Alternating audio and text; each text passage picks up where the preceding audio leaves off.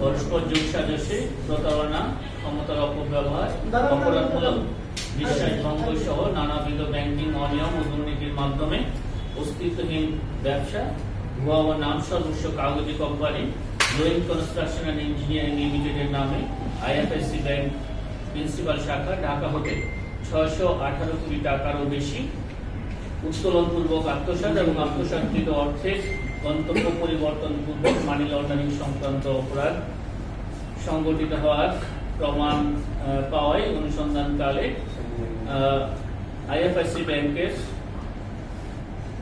জনাব সালমান ফজলুর রহমান, সাবেক সংসদ সদস্য, ঢাকা ১, বাংলাদেশ জাতীয় সংসদ, সাবেক প্রধানমন্ত্রী, বেসরকারি শিল্প ও বিনিয়োগ বিষয়ক উপদেষ্টা, সাবেক চেয়ারম্যান বেক্সিমকো গ্রুপ ঢাকা ও সাবেক chairman IFIC bank PLC,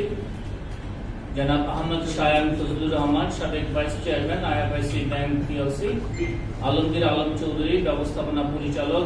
glowing construction and engineering limited, Syeda Munima Hossain, পরিচালক, glowing construction and engineering limited সহ আইএফআইসি ব্যাংকের 22 কর্মকর্তা সহ মোট 22 জনের বিরুদ্ধে দণ্ডবিধির সংশ্লিষ্ট ধারায় এবং মানি লন্ডারিং প্রতিরোধ আইন 2012, দুর্নীতি প্রতিরোধ আইন 1947 সংশ্লিষ্ট ধারায় একটি মামলার সিদ্ধান্ত গৃহীত হয়েছে।